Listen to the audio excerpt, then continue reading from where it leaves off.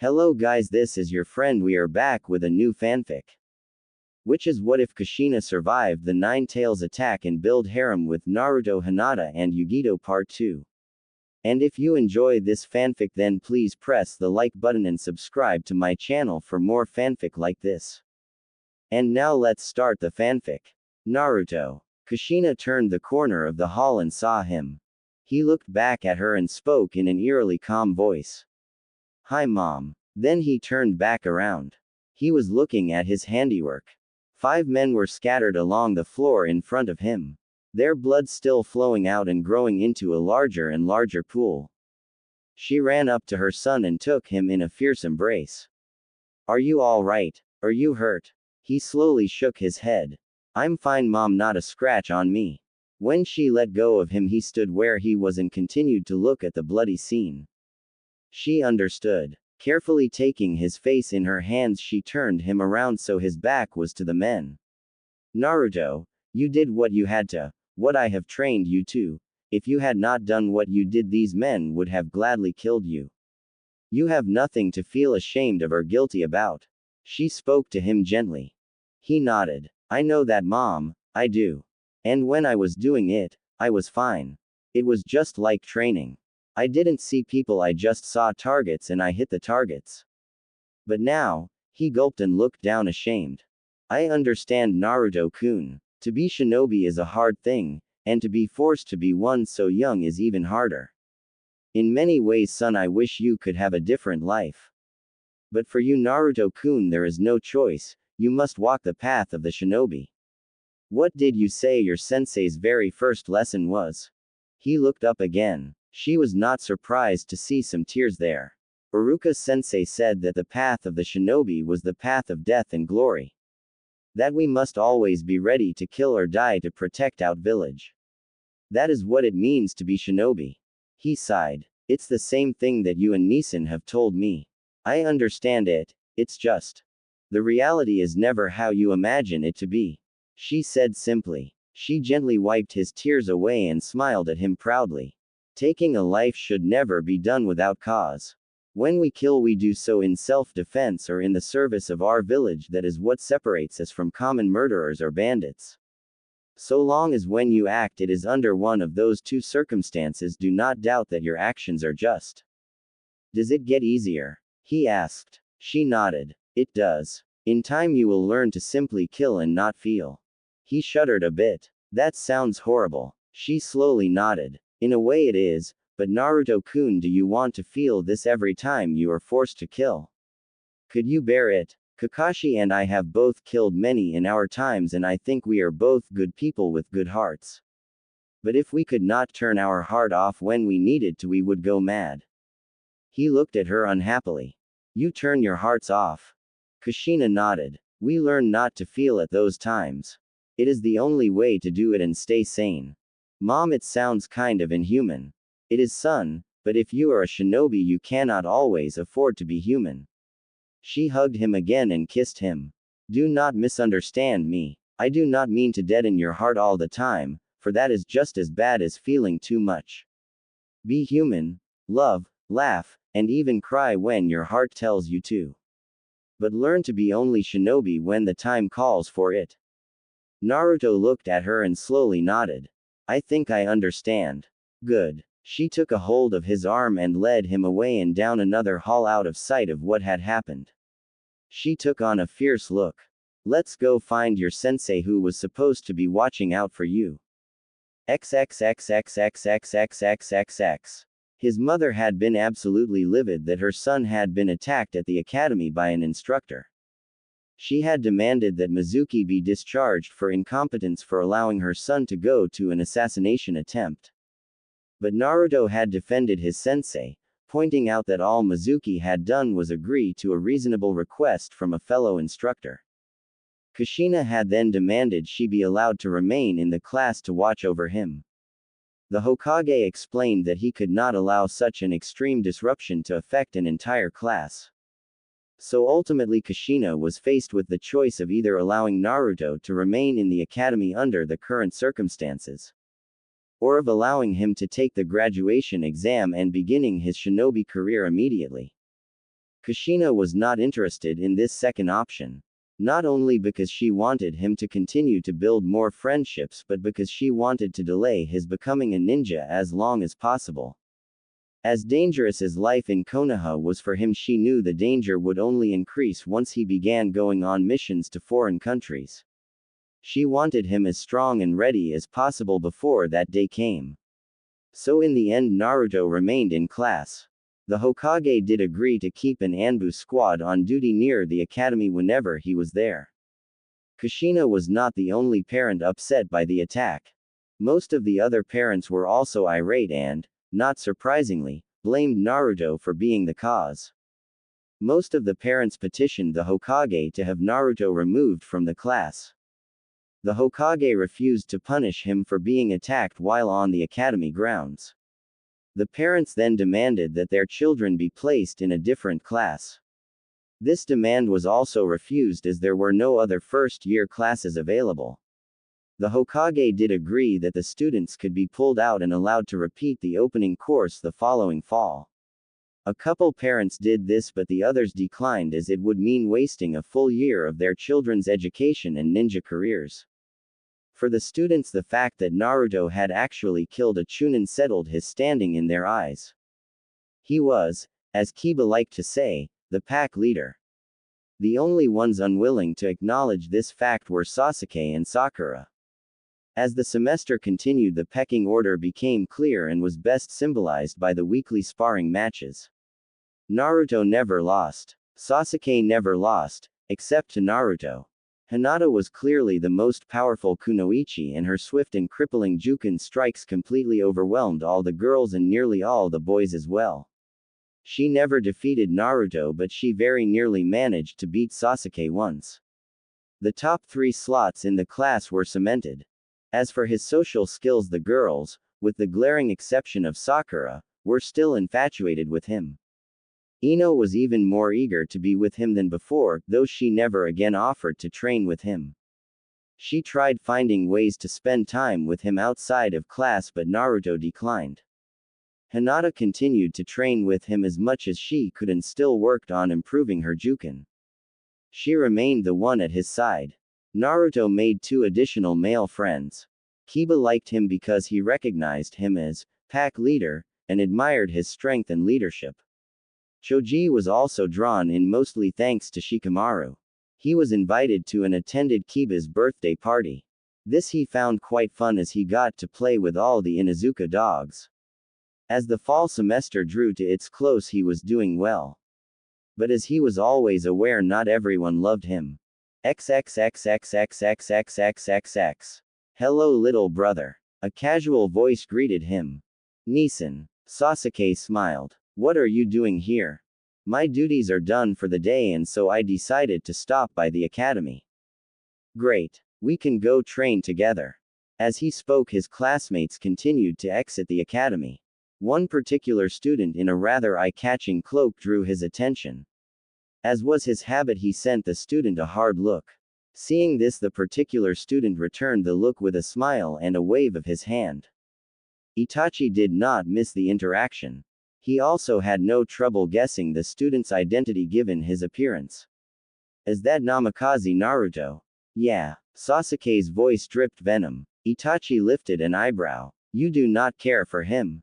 He's a pretender who is always showing off to get attention. Really? Hitaki Kakashi speaks of him often and is lavish in his praise. That brought a scowl to Sasuke's face. Everyone says that. Iruka, Mizuki, and everyone in the class. He's not that good. Sasuke spoke with a rare vehemence. Itachi looked down at him. He seems to bring out a rare passion in you, little brother. Tell me, is it true he has mastered both shadow clones and summoning? Yes. Sasuke said flatly. He didn't like remembering how the little pretender had shown him up on the very first day of class. Can we stop talking about him now? Wait here a moment. Nisan, where are you going? I think I would like to meet him. Itachi replied. Sasuke could only stand there and watch as his revered older brother went over and talked to the little pretend Hokage. XXXXXXXXXX. Pardon me. A polite voice called. The four of them had just been leaving the academy grounds. Kushina brought them to a halt. The ninja approaching was vaguely familiar. "You're Uchiha Itachi," Kushina said carefully. She did not have a good opinion of the Uchihas. Naruto seemed to have developed a strong dislike for Sasuke, though he refused to share any details with her. And she had never forgiven Fugaku for being the one leading the baying for Naruto's blood. "I met you once at the tower. I remember." He offered her a slight bow. But then who could forget meeting the famed Namikaze Kushina? The two of them eyed one another warily and with a mutual respect. They had much in common. They were both powerful shinobi who took pride in their uncommon skill. They also shared the basic Anbu philosophy of doing whatever it took to get the job done. But there was one core difference between them. Itachi sought out personal excellence with a calm detachment. He deliberately attempted to deaden or otherwise ignore his emotions. To Itachi, feelings were detriments, they were obstacles to be overcome so that one could learn what one was truly capable of. Kushina was in that respect his opposite. She used her brain to set her strategy and figure out the best way to achieve it. But it was always her heart that guided her steps. Everything she had done, everything she had endured had been for the sake of love, her love for her husband and later her son. To Kushina, her emotions were her reason for being and what gave her life meaning. Perhaps sensing what they had in common and what they did not, they stood there eyeing each other like a pair of lions in a cage. "And how can I help you, Itachi?" Kushina asked cautiously. "Actually," he lowered his gaze. "I wanted to meet your son. This is Naruto." Itachi's interest in her son gave her a small chill. She stood directly behind him and placed a hand on each shoulder. "He is, Naruto. This is Uchiha Itachi. He is Sasuke's older brother, the heir to the Uchiha clan, and an Anbu captain." Naruto nodded to him respectfully. "I am pleased to meet you, Itachi-san. I am also quite pleased to meet you, Naruto." He tilted his head. "May I call you Naruto-kun?" Naruto shrugged. "If you like. Does that mean I can call you Itachi-kun?" He gave a single nod. "You may. Tell me, might I take a closer look at you?" That was a very odd request, but Naruto nodded. "All right." Itachi went down to one knee and put his face on Naruto's level and about 2 feet away. He shut his eyes for a moment. When he opened them again, his pupils were both red. "The Sharingan," Naruto said. "You've seen it before." Itachi sounded a little surprised. "Where?" "Kakashi Nisan showed me his." Itachi nodded. "Yes, that would make sense. Why are you looking at me with your Sharingan?" "I'm not performing a jutsu or anything." Naruto felt just a little bit like squirming. "Whenever I use my Sharingan, I always feel like I can see more clearly. I am curious to truly see you." "What do you see?" Naruto asked, a bit interested. Itachi tilted his head a bit. "A mystery." He paused a bit. "Sasuke does not like you." Naruto frowned. "I don't like him either. I think he's an arrogant jerk." "Naruto." Kushina scolded. "That is quite all right. I find his blunt truthfulness refreshing." Itachi sent him a sliver-thin smile. "Too many people only speak the truth when it is convenient. It speaks well of you that you can speak it even when it is not so. Though you will need to learn when to speak and when to say nothing at all." "Tell me something, Naruto-kun. Do you know why so many people in this village hate you?" Both he and Kushina stiffened a bit. "Why are you asking him that?" Kushina asked frostily. "I have always been curious why the son of Konoha's greatest hero should be so despised by so many. I have always found that fact to be an enigma. I suspect that there is a reason. I have asked my father and others, but no one would give me any information.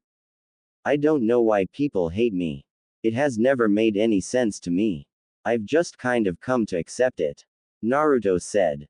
Itachi lifted his gaze a bit to look at Kushina. "And you, Kushina, do you know why your son is hated by those his father saved?" Kushina glared at him and tightened her grip on her son's shoulders just a bit. Did Itachi know? How old would he have been on that night? 8, 9. Would Fugaku have told him the truth before the Sandaime passed his law? She couldn't very well ask him directly, And she damn well wasn't going to ask Fugaku. What sort of game are you playing? I'm very sorry, but I'm afraid I don't know either. Itachi looked at her intently. You are lying. Naruto looked at her. Mom.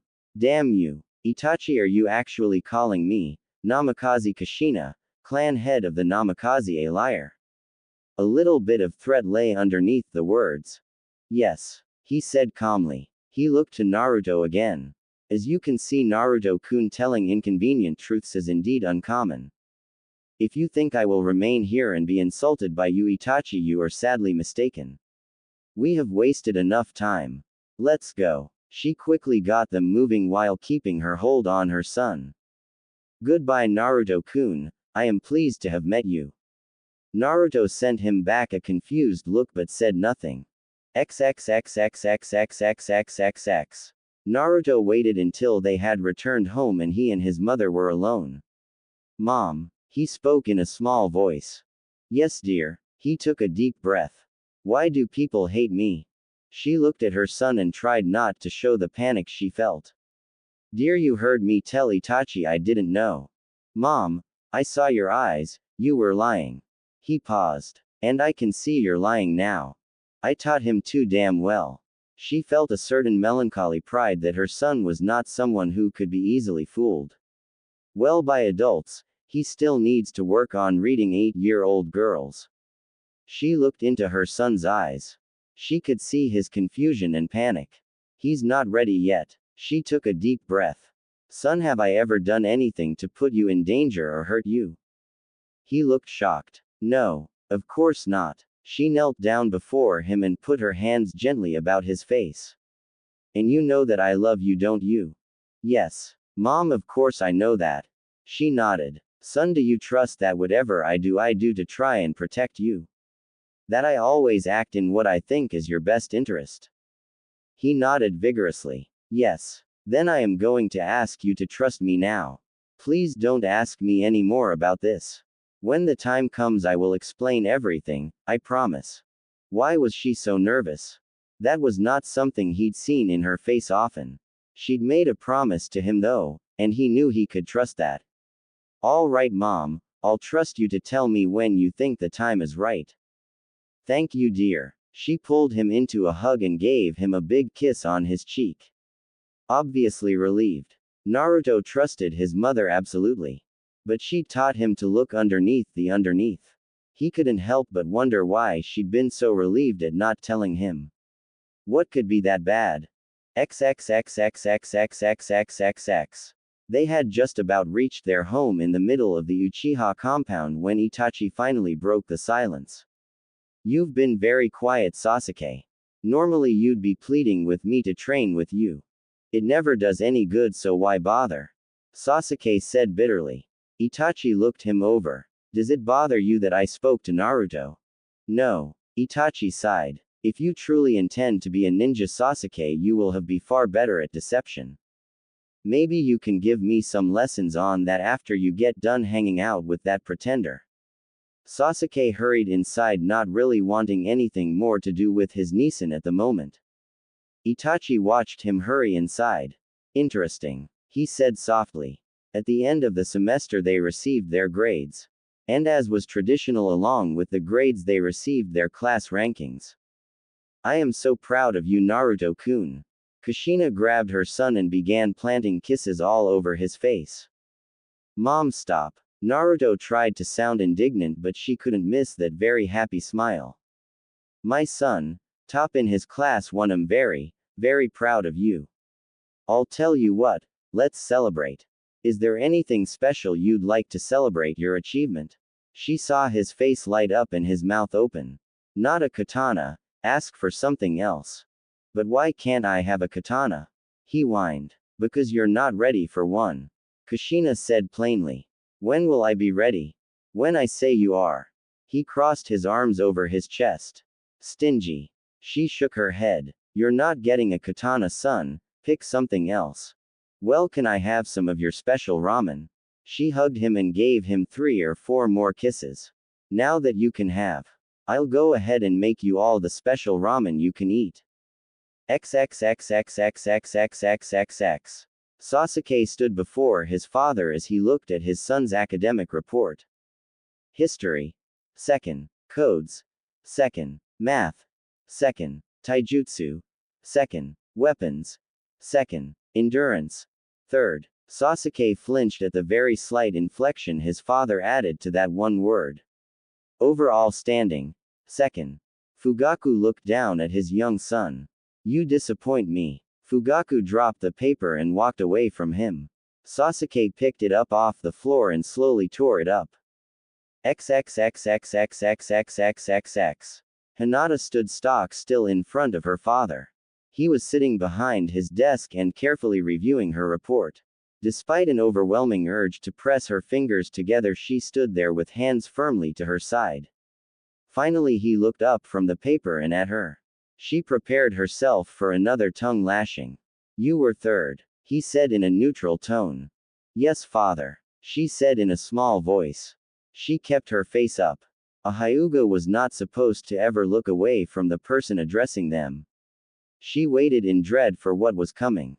Given that you trail only an Uchiha and a Namikaze, I find your performance acceptable. You do. She sounded relieved. That immediately brought out a frown on her father's face. Do not misunderstand me, daughter. He said in a frosty tone. You should be first in all things. He paused. However, to trail members of the other two elite clans of this village is understandable. His eyes considered her, weighed her, and judged her. You have improved, Hinata. Perhaps you will make a worthy clan head one day. The tone was no warmer, but compared to what she was used to, his words were welcome. Arigato, father. You have been training recently with Naruto. Yes, father. I wish you to spend more time training with him and following his regimen. I have spoken to Kushina-san and she welcomes your increased participation. For the first time she could remember, she wore a smile while in an audience with her father. XXXXXXXXXXX. The next morning Sasuke was on the asphalt outside the academy waiting patiently. He watched as Kushina and Kurenai delivered the pretender and his pet Hyuga. He snorted in contempt. He didn't need any help to get to and from the academy each day. Yet those two were always treated with kid gloves. He watched as Kushina and Kurenai departed and as the pretender and his little girlfriend started toward the academy hand in hand. He walked out to meet them, coming to a stop directly in their path. Naruto and Hinata halted. Naruto looked at him with his usual air of confidence. Do you want something, Sasuke? Naruto said in that chipper tone he always used to Sasuke. It sounded more irritating than nails on a chalkboard. He clenched his fists. Fight me. As if by magic, as soon those words were spoken, all the kids in the courtyard began to gather around them. Naruto just smiled. Say what? You heard me, pretender. I want you to fight me right here and now. Naruto's smile slowly grew. He let go of Hinata's hand and signaled her to step away. She looked at him a bit worried, but did so and joined the circle of kids who were eagerly anticipating a fight. Can't you wait until Friday? I'd be happy to kick your ass then. No more damn spars. I want a real fight. Come at me with everything you have and I'll show what an Uchiha can really do. Naruto's smile slipped and thinned and took on a little bit of a feral look to it. If I did that, Sasuke, I'd kill you in about 30 seconds. With that, he calmly began to saunter past the furious Uchiha. Don't turn your back on me. On sheer instinct, Sasuke pulled out a kunai and launched himself at Naruto's back. Naruto felt killer intent and acted on his own instinct. Swinging back around, he caught Sasuke's wrist with the kunai in it. With a hard twist, he snapped it and the kunai dropped from the hand. Sasuke's rash move gave his body momentum. All Naruto did was add to it by pulling him forward. He stuck one leg out and tripped him, sending the proud Sasuke spilling to the ground. Immediately he twisted about to get back to his feet. He froze at the sight and feel of Naruto's blade at his throat. He could also feel Naruto's killer intent. Naruto was standing over him. Looking down, Sasuke was the only one with a clear view of Naruto's face. He bit down to keep from gasping. Naruto's eyes were red and slitted like some animals. Given the angle of his face, Sasuke was the only one who could see it. Don't ever attack me again, Sasuke. Naruto's tone was low and fierce and very, very serious. I'm not like you. I don't have time for stupid little playground brawls. When anyone attacks me for any reason, my sword comes out. And when it comes out, it draws blood. If you ever attack me again, Sasuke, you had better really mean it, because I might not be able to hold back. And while I have your full attention, let me explain something to you. I don't give a damn that you're an Uchiha. As for you proving what you're capable of, I can tell you what that is. Second best. As long as I'm here, that's all you'll be, Sasuke, so get used to it. He finally put his sword up. As Sasuke watched, his eyes again became blue. He was sure that no one else had noticed. Even Naruto didn't seem to have realized it. With a thought, Naruto ran his left palm over his blade, slicing it open. He quickly wiped off his own blood and holstered his sword. With that, he walked off towards the classroom.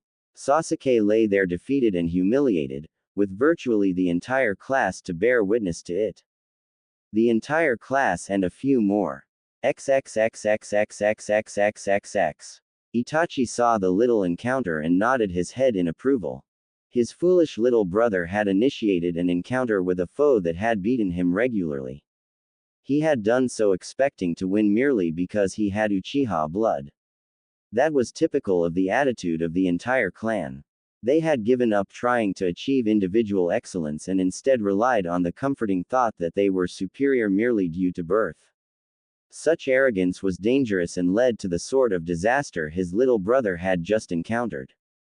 Now Naruto was different. He came from a great clan and had excellent blood as well. Yet Naruto refused to be satisfied merely with his legacy. He pushed himself mercilessly to achieve power and gain greater skill. He was too passionate. Like his mother, he had never come to understand that emotions only fostered weakness. Yet his drive to succeed was truly impressive. You are very interesting, Naruto-kun. XXXXXXXXXX. Kushina smiled. For once, her habit of performing protective surveillance had yielded something interesting. Sasuke was still a child trying to fight a playground fight. Naruto was becoming a ninja and fought like one whenever he was attacked, regardless of the circumstances. He'd also had sufficient self-control not to kill the pompous little Uchiha. Once he was inside, she finally headed home well pleased. XXXXXXXXXX. He is so cool. Ino practically shouted and the other girls all agreed.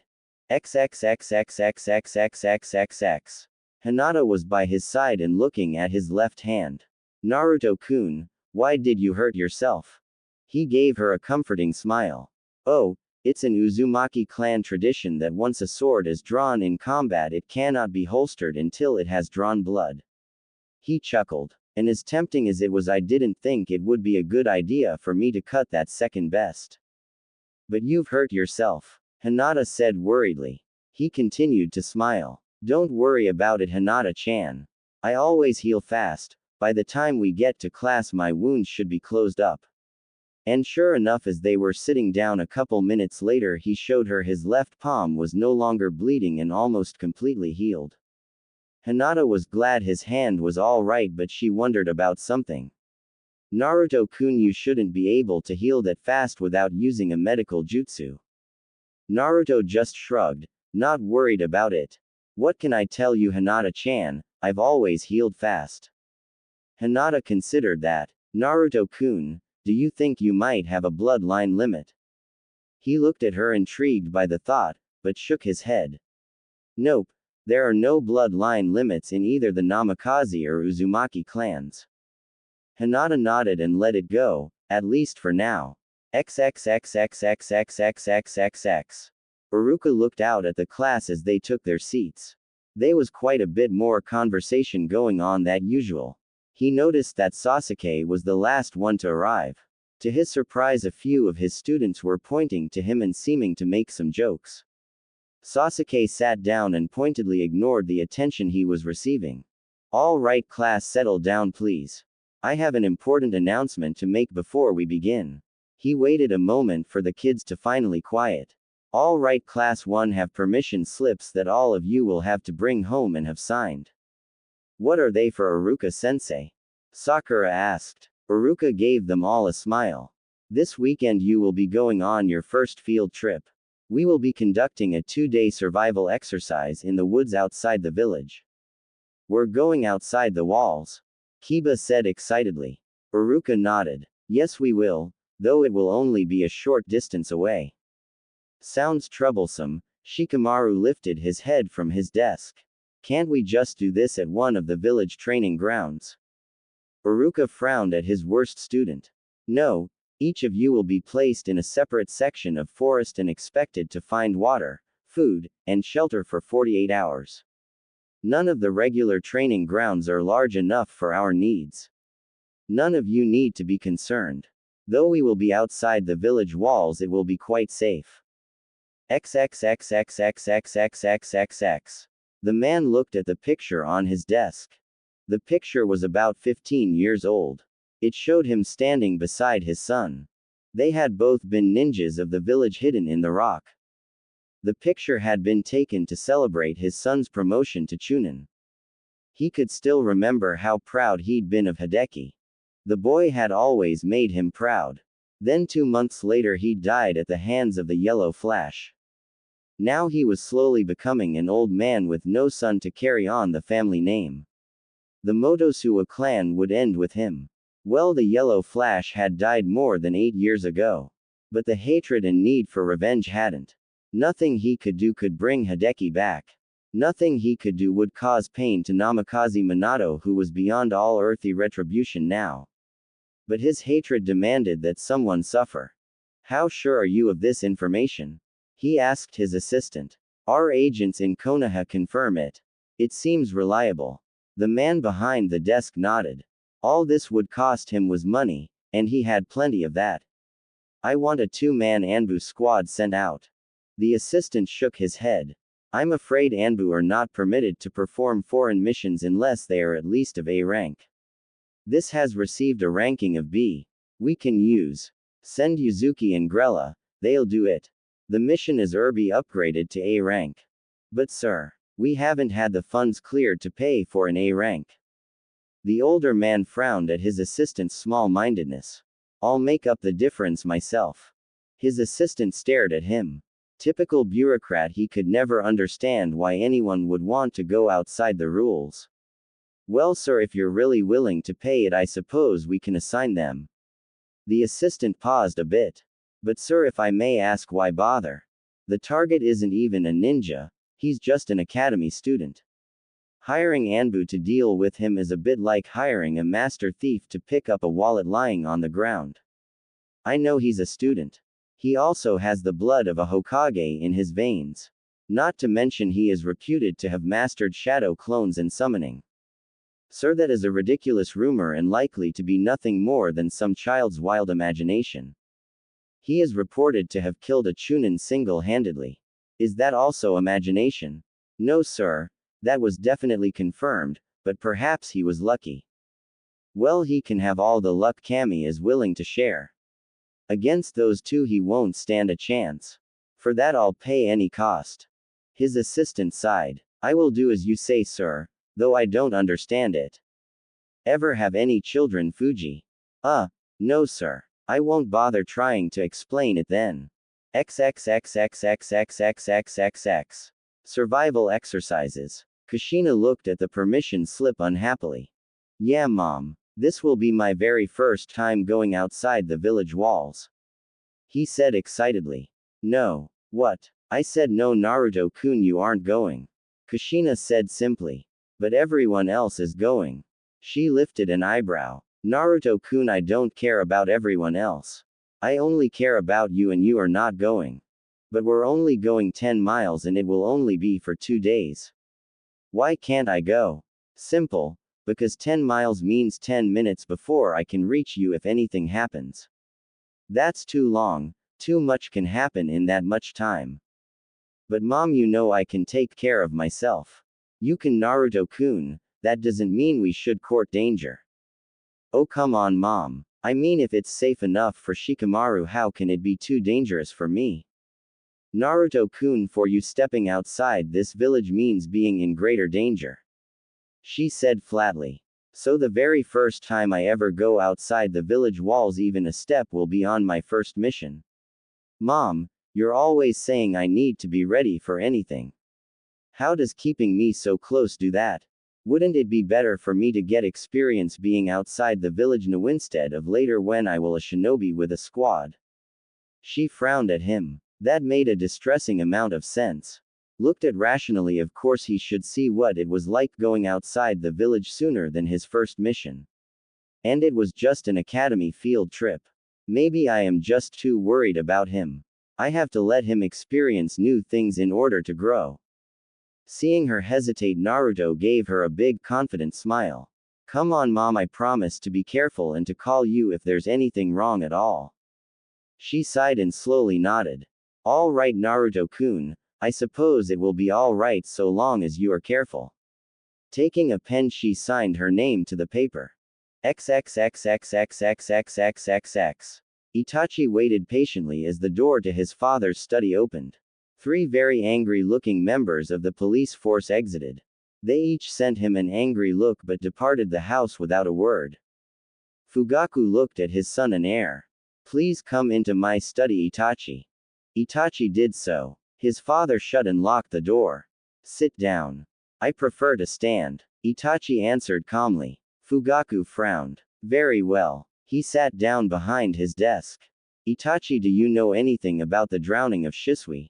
No. Itachi remained utterly calm. I can't read him at all. He might as well be a complete stranger. Shisui left behind a suicide note, but there is suspicion that his death was a murder. I am the suspect. Again there was no emotion at all.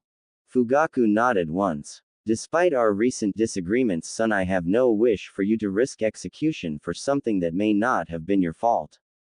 Itachi eyed him intently. You are not certain of my innocence. You believe I may indeed be his killer. It was not an accusation, just a statement. I do not know what to believe. Your behavior recently has been erratic. Shisui had been assigned to follow you. Last night when he was killed, you were the only clan member not attending the formal meeting. Thus you are the only clan member without an alibi for the time of Shisui's death. Itachi frowned slightly. And only an Uchiha could possibly manage to kill another Uchiha. He shook his head. That sort of circular logic is what is reducing this clan to idiocy. Fugaku frowned. It is statements like that which have made people wonder about you. You are the pride of the Uchiha clan and its most powerful member. Why must you constantly insult and degrade the clan and the immense value of Uchiha blood? Because you all insist that being an Uchiha is the end point rather than a starting point. We should each seek out our own path and seek to accomplish as much as possible. This self-assurance we are mired in erodes individual initiative and drive. Fugaku shook his head. Uchiha blood is the best in the entire world, never mind Konoha. There is nothing wrong in being proud of the fact and acknowledging it. He sighed. But that is not important now. What is important is the fact that you are under suspicion. I have used my influence to have the police to agree to a short delay in the proceedings while they gather more evidence. But you have no more than a few days. He brought his hands together before his face. I think it would be best for you to leave the village. Itachi stared at his father for a moment. You wish me to become a missing nin? His voice was dead and empty. For a few years only. After which I shall arrange a pardon with the Hokage. He leaned back in his chair. If you will perform one service for me prior to leaving Konoha. Who do you wish me to kill? Itachi did not mean that as a joke. Fugaku did not take it as a joke. Namikaze Naruto. Itachi lifted one eyebrow. You want me to kill the Namikaze clan heir? And you expect me to believe that once I do so you will be able to arrange a pardon for me? Itachi allowed just the tiniest bit of mockery to lace his words. Once Naruto is dead no one will regret it. Except his mother. Itachi pointed out. Once Naruto is gone she won't last very long. Fugaku spoke with a grim certainty. Itachi eyed his father with a hint of interest. Indeed, You do realize you are speaking of exterminating one of Konoha's greatest clans. I think destroying this clan would be a benefit to the entire village. I shall remember you said that. Itachi promised. Kushina is not your concern. Will you do as I ask? Perhaps, but first I wish to know the reason you and so many others are so eager to spill his blood. Fugaku frowned. The reasons are irrelevant. It should be enough that I ask it of you and that doing so will be in your own best interest. In that case my answer is no. Itachi, why should you care about the reasons behind this? If I am to kill not only a clan heir but a promising ninja, I wish to know the reasons for it. Fugaku eyed his son with frustration. He has more potential than anyone else of his generation. Why must he insist on being difficult even now? Very well, I will tell you the secret. In doing so I am breaking a law of the Sandames. The punishment for breaking this law is death. I trust you understand the seriousness of the matter. Itachi nodded. He found himself to now be quite curious. I do. Very well. To put it simply, Naruto is the Kyuubi. Itachi did not show it, but he was truly surprised. He had theorized quite a few reasons why Naruto might be hated, but he had never come up with that one. He stood there and listened quietly as his father explained fully. And so that is why Naruto is hated and why killing him is a service to this entire village. Once he and his bitch of a mother are dead and buried, you will be welcomed back with open arms. Now then, will you do as I ask? Itachi frowned slightly. I have never heard of any evidence of demonic possession in his behavior. He has a source of great power within him which he seems well capable of controlling. Would the village not be better off aiding him in mastering his power rather than trying to destroy him? His father stared at him.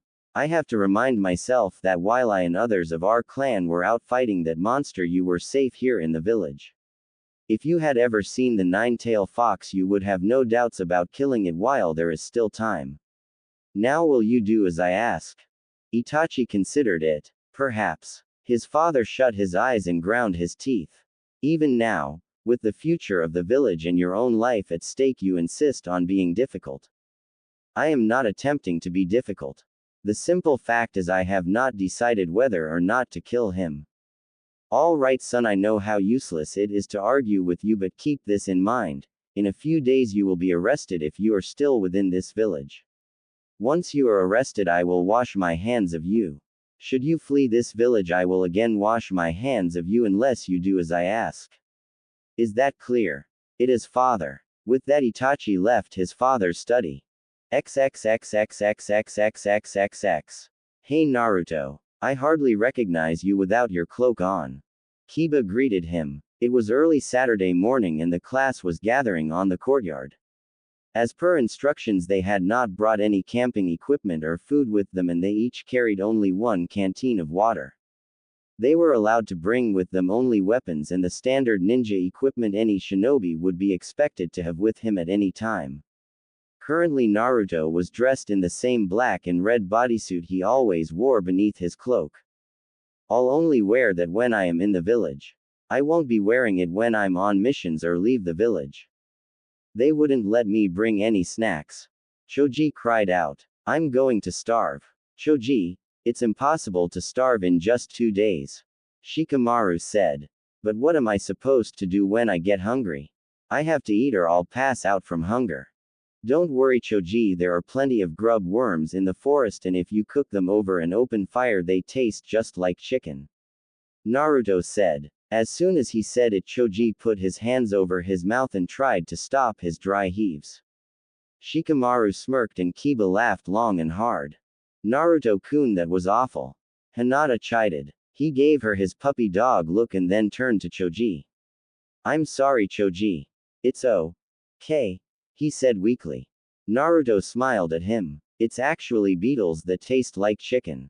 Choji's hands went back to his mouth and Kiba howled. Hinata crossed her arms over her chest and gave Naruto a look that clearly said, what am I going to do with you? XXXXXXXXXXX. Under Iruka's and Mizuki's watch they left Konoha and made their way to a section of forest that had been set aside for the exercises.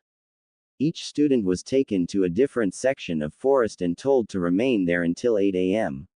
Monday morning. Each student was left alone and was expected to manage on his own. As soon as Iruka dropped him off, he got to work. Creating 20 shadow clones, he set out hacking down tree limbs to build a shelter, looking for a water source, and hunting. In short order, he had a rough but efficient hut set up, a small spring found, and a campfire with a nice fat rabbit cooking over it. Finding the rabbit had been the easiest part. He seemed to have a natural gift for it. He didn't know about the other students, but he was sure to have no trouble managing a couple of days. Having eaten, he took a little time to just enjoy the rather unique experience of being on his own for once. He had never been on his own for any extended time. For once there was no one nearby who was watching out for him, no one was responsible for him.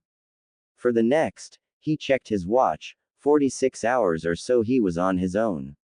He smiled and looked up at the blue sky. He liked it. XXXXXXXXXXX. Boo. Eek. Hinata dropped the branches she'd been gathering and instinctively jumped around, bringing her hand around for a palm strike. He blocked her hand easily enough and gave Hinata one of his big smiles. Gee, Hinata-chan, I thought you'd be happy to see me. Naruto-kun, what are you doing here? He shrugged. I was bored and I wanted to see you. But how did you find me? He smiled and rubbed the back of his head. Oh, well, I just searched the area until I spotted you. By the way, I'm about 4 miles that way. She stared at him. Naruto-kun, you can't be here. Why not? If Iruka or Mizuki-sensei find out, you'll be in trouble. Hinata-chan, they're not going to check up on us. The whole point of this exercise is for us to survive on our own. But Naruto-kun, if you help me, that will be cheating. He looked around. Hinata had put together a shelter, had a fire going, and looked to have gathered a good number of roots and herbs. I don't think you need any help, Hinata-chan, I never thought you would. She smiled and felt pleasure from his simple praise. I was just bored and wanted to hang out with you. Oh. Her smile grew and she began to blush just a little. He shrugged. If you want me to go, Hinata-chan, I guess I'll find Kiba or Shikamaru. She reached out and took a hold of his hand. No, Naruto-kun, you are always welcome. He smiled and relaxed the way he always did around her. XXXXXXXXXXX. He got back to his own camp a little more than an hour before sunset. He rebuilt the fire and found another rabbit for dinner. After another tasty meal, he watched as the sun set over the forest. It had been one of the best days of his whole life. And as he stood there looking at the setting sun, he felt the tiniest bit of a chakra signature behind him. Casually, he put one hand in his belt by the switch for his radio communicator.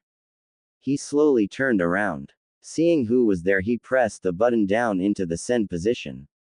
Hello, Itachi-kun. Hello, Naruto-kun. A calm voice answered. Itachi was standing on a tree limb about 20 feet away.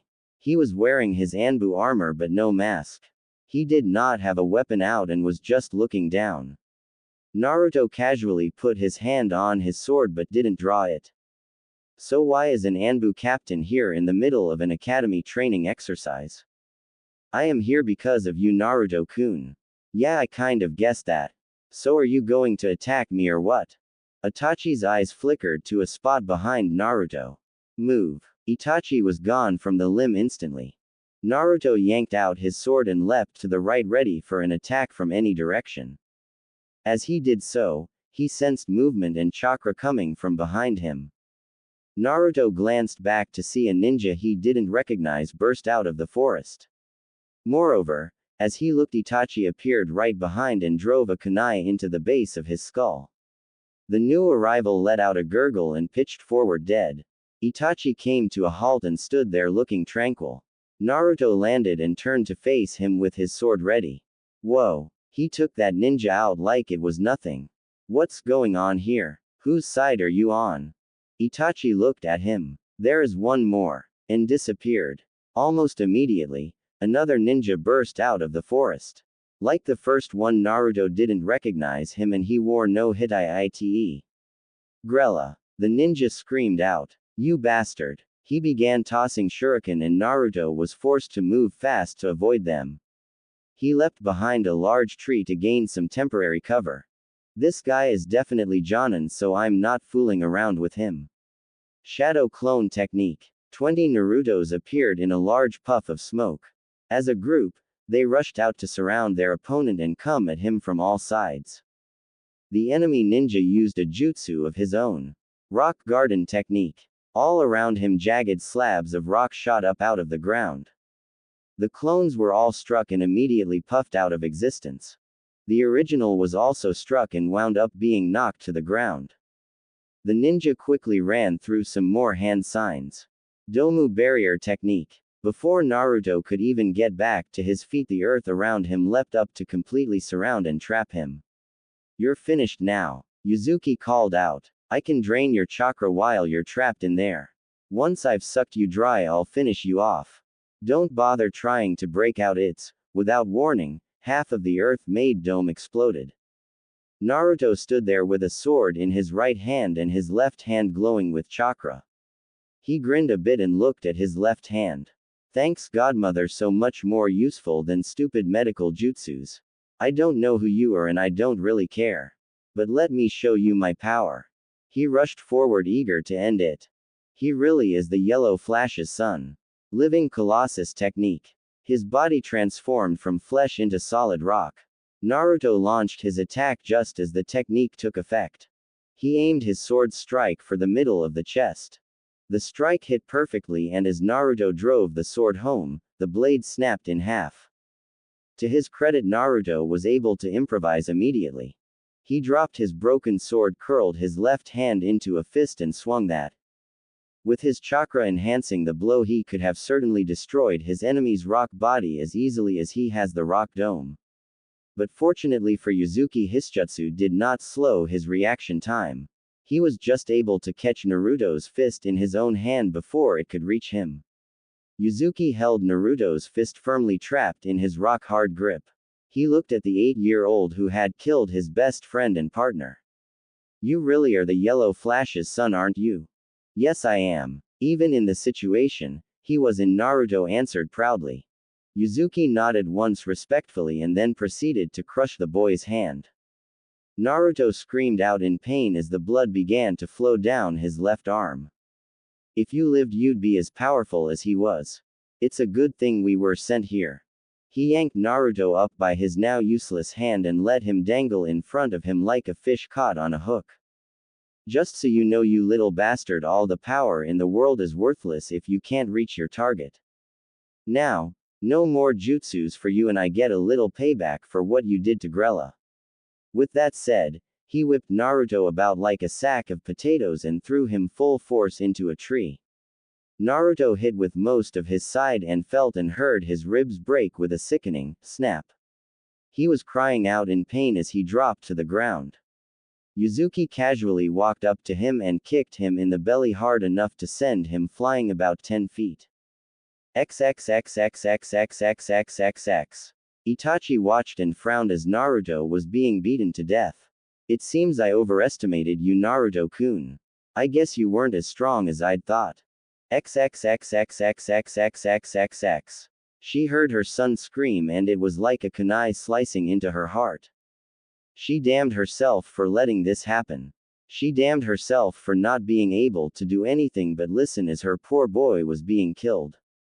She was more than halfway there, but her fear told her there was no hope. Naruto wasn't fighting anymore, he was just being beaten. That sick bastard Itachi was just playing with him and it couldn't last long. Not long enough for her to save him. Her son howled and she screamed out in pain as well. If he died, if she lost him because she had let him go on this stupid exercise, she would find and kill Itachi and then she would kill herself. She couldn't stand to live without her poor son. XXXXXXXXXX. Yuzuki held the boy up at arm's length and looked him over. His nose was smashed and his face covered in blood. His left arm was broken, left hand smashed. From the way he was struggling to breathe, all his ribs were probably broken, and he thought the right leg was broken too. Every breath was an agony for the boy, yet he was still able to look up at him and speak. Who are you? An enemy of your father's, that is all you need know. You haven't suffered enough for what you did to Grella, but if I did this to you for a year it wouldn't be enough, and I don't have all day. He put one hand around Naruto's throat. Now before I end this I would like to hear the son of the yellow flash beg me for mercy. Beg? Yuzuki smiled. That's right. Beg me to spare you. Beg like the pitiful dog that you are. He began to squeeze. Better start begging before it's too late. He knew he was about to die. He felt a great deal of fear, a lot of regret, and even some shame. However, as the hand began tightening around his throat, what he felt more than anything else was anger. Anger that his life was ending now, like this. Anger that he was being denied the chance to achieve his destiny. Anger at what he knew this would do to his mother and to Hinata-chan. It can't end like this. I can't just die here like this, for nothing. No, no, no. And as his anger became white-hot, he felt something deep inside him come to life. Yuzuki watched as the boy's eyes turned from blue to red. Despite the situation, he hesitated for just a moment. What are you? And it was that momentary hesitation that killed him. For as he stood there he saw red chakra begin to flow around the boy and he felt an evil and malevolent power coming from it. What the hell are you? He squeezed his hand, but the red chakra was now between it and the boy's neck. Naruto looked at him with hatred and screamed his answer. I'm a future Hokage. And until I become Hokage I will never die. Acting on pure instinct, he reached out to grab his attacker and the red chakra bent to his will. A gigantic paw flowed out from around him and clutched around the ninja's chest, lifting him roughly about 20 feet into the air. Holding up his own right hand, he brought his fingers together and made a fist. Die. The gigantic paw crushed Yuzuki like a bug between two stones. Yuzuki's body exploded into a shower of rock which reverted to flesh and became a shower of blood and meat. Seeing what he had just done, he smiled and was glad to have killed him. With the threat now removed, though, his anger bled away and the chakra did as well. When the red chakra left him, he collapsed to the ground broken and powerless. Mom, he whispered, too beaten to do more than that. XXXXXXXXX. She'd heard him scream out that he would never die until he was Hokage. Heard him command that Itachi die and then silence, nothing at all. Then she'd heard him call out to her. She didn't know what had happened, but she had hope that she just might make it in time. She was less than a mile away, less than 1 minute from him. Hold on, Naruto-kun, just a little bit longer. Though he couldn't hear her, she prayed he knew she was close. XXXXXXXXXX. Naruto watched as Itachi approached him and wondered if he was still going to die today. He couldn't even move. You going to finish the job? To his immense relief, Itachi shook his head. No, Naruto-kun. You are truly extraordinary, and to deny you the chance to develop your full power would be a tragic shame. I want to see just how powerful you can become. Glad to hear it. As Naruto watched, his mother suddenly appeared behind Itachi. Her katana was out and already swinging for his neck. Mom, no. Die. Kushina screamed. He didn't seem to move. One instant he was facing Naruto and talking to him. The next he was looking at Kushina, her right wrist caught by his hand. Her blade had been brought to a halt a bare inch from his exposed neck. Please do not attack me, Kushina. I did not harm your son. Naruto stared, not believing he had just seen someone block his mother's attack with nothing but his bare hand. Mom, it's true, Itachi-kun didn't attack me. He killed one of the ninjas who did. Kushina stared at Itachi, clearly just as amazed that he had stopped her. She still did not trust him but was willing to believe her son. All right, I won't attack you. He released his hold on her and she swiftly moved to her son's side, staying between him and Itachi. Her blade remained up and ready. I thank you, Itachi said politely. If Naruto says you helped him, then I believe it. Kushina eyed him warily. But I would still like to know what you were doing here in the first place. The explanation is simple. I was ordered by my father to assassinate your son. What? Kushina's killer intent spiked and her katana twitched in her hands. Itachi held up a hand. I chose to disobey the order and came here to deliver a warning to Naruto-kun. He looked to Naruto. My warning is simple, Naruto-kun. Never trust any member of the Uchiha clan, and that includes my brother. He looked to Kushina again. You should also be aware that had I actually killed Naruto, my father intended to arrange your death as well. What? Naruto cried out, far more upset at the thought of his mother's death than at his own. Fugaku is a dead man. Kushina said flatly. Will you go with me to the tower and testify to all this before the Hokage? Itachi shook his head. No, for you see, while I chose to protect your son, I have already committed murder. I will be leaving Konoha to become a missing nin. A slight grin touched his lips. I trust that you will not try to stop me. Kushina shook her head. After what you've done today, no. Itachi looked back down to Naruto. You have great power within you, Naruto-kun. Work hard to develop it and reach your full potential, for I intend to do the same. One day I intend to test myself against you and see which of us is the stronger. He gave a slight and formal bow. Until that day, Naruto-kun, goodbye. With that, he disappeared. With Itachi gone, Kushina finally knelt beside her bloodied and broken boy. She quickly performed a basic medical jutsu to check his vitals. Oh Naruto-kun, my baby. Everything is going to be all right. Mommy is here and I'll take care of you. She was relieved to find that despite the beating he had taken, his heartbeat and breathing were both steady. Her son would live. Mom, I hurt, he said quietly. She knew how proud and strong he could be and how much pain he had to be in to admit that. It's all right, dear. I have something to help. She quickly opened one of the pouches on her belt and went through it. She finally found what she had been looking for. She removed the needle's cap and squirted out just a little of the creamy white drug. She then stuck into a shoulder and pushed down the needle's plunger. Here, my darling one, the morphine will take the pain away and help you sleep. I'm getting you to the hospital right now. She dipped her sword in a puddle of blood, then quickly wiped it clean and holstered it. She then took her precious little boy into her arms.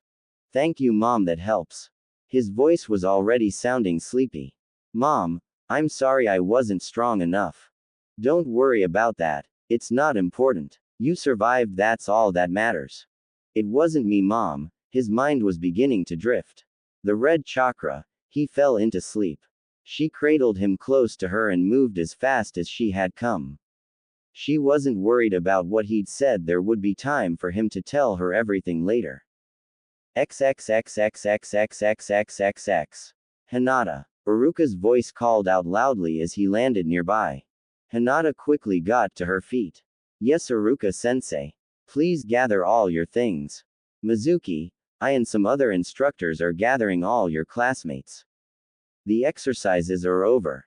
But why, Iruka-sensei? Her teacher looked at her with deep unhappiness. I am afraid one of the students was attacked. We had a perimeter set up around the forest, but it looks as though a pair of foreign ninja were able to penetrate it. A terrible thought made her stomach turn to ice. Iruka-sensei, it wasn't Naruto-kun, was it? He looked at her and sadly nodded. I'm afraid it was. Hinata felt her entire world disappear. Iruka caught her as she fainted. XXXXXXXXXXX. Hello, father. A calm voice spoke from the shadows. Fugaku stared at his son as he stepped out into the light. Itachi, what happened? I've heard reports that Naruto was attacked but survived. He is in the hospital under Anbu protection. How did you fail? I did not fail. Naruto was attacked by a pair of foreign ninjas. I did not attack him. You watched as a pair of foreign ninjas attacked him and you did nothing. Actually, father, I killed one of the two ninjas. Fugaku looked at him as though he were insane. You helped him. Itachi nodded calmly. That is correct. Why? Why would you do such a thing? Fugaku demanded. Because Naruto has a power inside of him that I want to see grow and develop. I want to see him become a truly powerful ninja so that I may one day test myself against him and learn what I am truly capable of. and saying that he took out his sword from his back and drove it into his father's chest. Fugaku gasped and choked out blood. You are too determined to kill Naruto, so I am afraid I cannot leave you alive. Itachi stood there and watched the light leave his father's eyes, and felt nothing. A moment later, his mother entered the study and began screaming. Itachi appeared behind her and silenced her with a punch to the back of the skull. She fell to the floor unconscious, but very much alive. He then calmly walked out of his home. As he walked into the night, a few people recognized him. He politely returned their greetings. He had considered killing them all as a service to the village.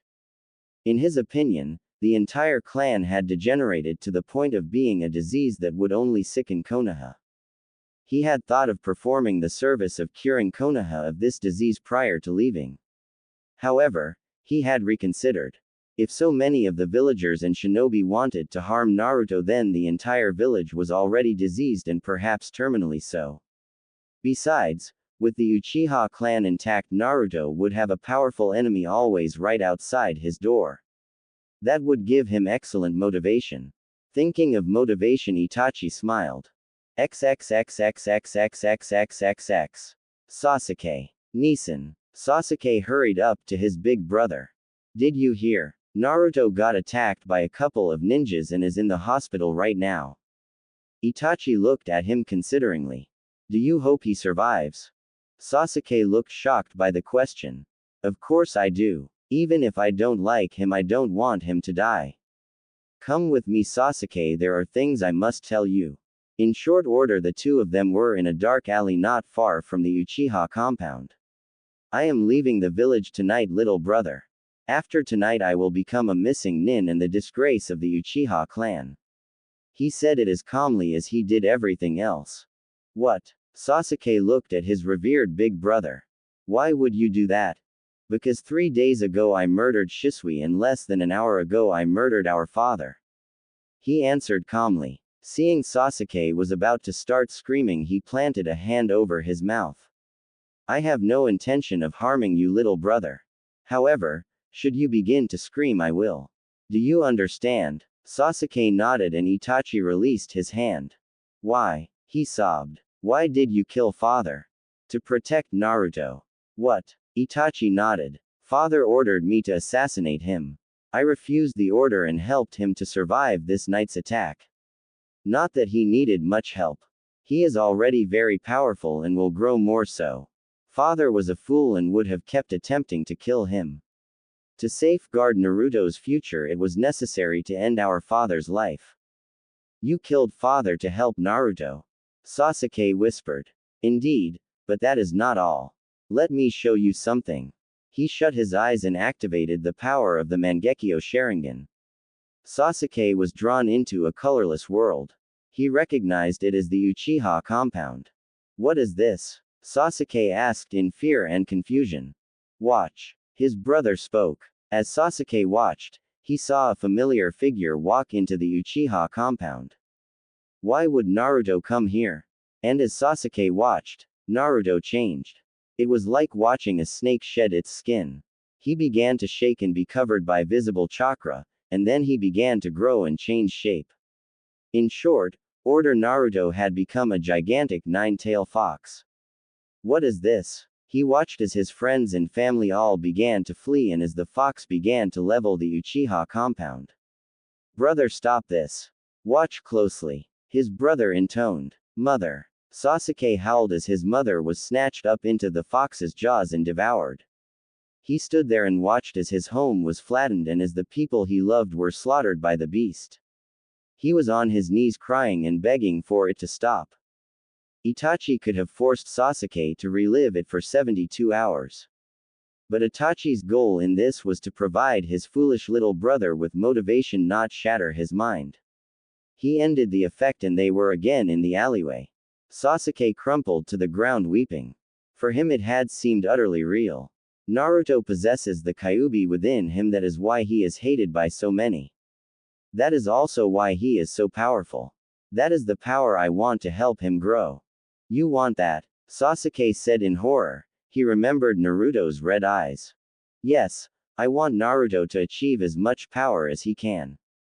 And if in reaching his potential he should lay waste to this entire village and everyone that would be small loss. Have no doubt, Sasuke, that what you saw will come to pass one day. If you really believe that, then why? Why would you help him and even kill father just to help him? I need a powerful opponent to test my abilities against. Naruto is the only one in this entire village who I think might one day have the power to do that. Itachi managed a tiny smile. And do you know why, Sasuke? Because he knows how to hate. I saw him kill his opponent and felt his anger and his hatred. It was a wonder to behold. To gain real power you must have a deep and powerful hatred to drive you. Good. Because I hate you and I hate Naruto. Itachi did finally see hate in his brother's eyes. I'm going to kill both of you. Itachi nodded. Remember that you must kill Naruto first. If you are not strong enough to defeat him, you will have no chance to defeat me. And in order to gain that strength, you will need the same power I possess. You too can gain the power of the Mangekyo Sharingan, but there is a cost. You must kill your closest friend. It is the grief of such a loss that will allow your Sharingan to reach the final state. But of course, before that day comes, you must activate your Sharingan. Now remember, little brother, you must learn to hate and pursue power at all cost. Only in that way can you ever hope to defeat me or Naruto. With that he hit his brother and knocked him out. Perfect. Naruto will never trust the Uchihas. Sasuke will hate Naruto and try to destroy him. They will be enemies and there is no possibility of either one ever trusting the other. Their hatred and rivalry will help each gain greater power. Whichever one kills the other should make an excellent test of my abilities. I would put my money on Naruto. But at least I have given you your chance, Sasuke. I've given you your motivation and a set goal. I have given you the chance to be a great ninja. After all, what is an older brother for? XXXXXXXXXX. Naruto opened his eyes. He was lying in a grass field with many sweet-smelling flowers. He didn't feel any pain. He got to his feet and looked around. A little ways in front of him was an old ruined fortress. It had been made of black stone and seemed to have mostly fallen in on itself. Being curious, he decided to explore. As he neared it, he saw the arched gateway into the fort was blocked by a huge iron gate, a lot like the one in front of his home. In the middle of the gate, he saw a single seal. Approaching the gate slowly, he tried to peer inside, but even though it was day out, the inside of the fortress was utterly dark. Hello, he called out. Is there anyone there? And he heard it. A low dry laughter that scared him and made his spine tingle. He was already backing away when the two large red eyes opened. He froze. He was terrified but couldn't make himself move. He wondered if this was what a rabbit felt when the wolf's eyes fell upon him. And then the teeth. 2 rows of long sharp teeth seemed to grin down hungrily. Sasuke took his usual seat. It was Monday morning and the start of another week of school. Everything was the same as always. Everything was completely different. Oh Sasuke-kun, can I sit next to you? An excited Sakura asked. He folded his hands in front of his face. She took this as an affirmative and sat down beside her crush. Isn't it terrible what happened Saturday? I mean, I can hardly believe it. And I hear that one of the ninjas who attacked Naruto was torn apart. Can you believe that? Despite himself, he shut his eyes and shivered a bit. Can I believe Naruto could tear someone apart? Oh yes, without a doubt. He was trying to ignore her and hoped she would get the hint he was not being talkative. Sakura noticed Sasuke's depressed mood and tried to cheer him. You know, Sasuke-kun, it really speaks well of your generous soul that you're so upset about Naruto. He turned his head a bit to look at her. I mean, I had no idea you cared so much about him that his being in the hospital would depress you. You really are very thoughtful and kind. He turned away from her without a word. Typical airhead. I'm depressed because my father was killed by my psychotic brother and because I know one of my classmates is a monster. In all fairness, there was a reason Sakura didn't know about Sasuke's personal tragedy. The Uchiha clan had moved swiftly to cover up what had happened. The Uchihas were a rather secretive lot to begin with. After Itachi's murder and betrayal, it had been decided not to make any of what had happened public, lest the clan's reputation suffer. And since the Uchihas had a huge influence with the police force, it was not hard to do. Sasuke had found it difficult but had agreed to not speak of it to anyone outside the clan. "Did you send him any flowers?" Sakura asked with an annoyingly cheerful grin. "I sent him a few, just to be nice since he is in the hospital." He looked at her again. "No, Sakura," he said icily. "I didn't send him any flowers." Sakura could feel the chill and numbly nodded and cast her eyes down.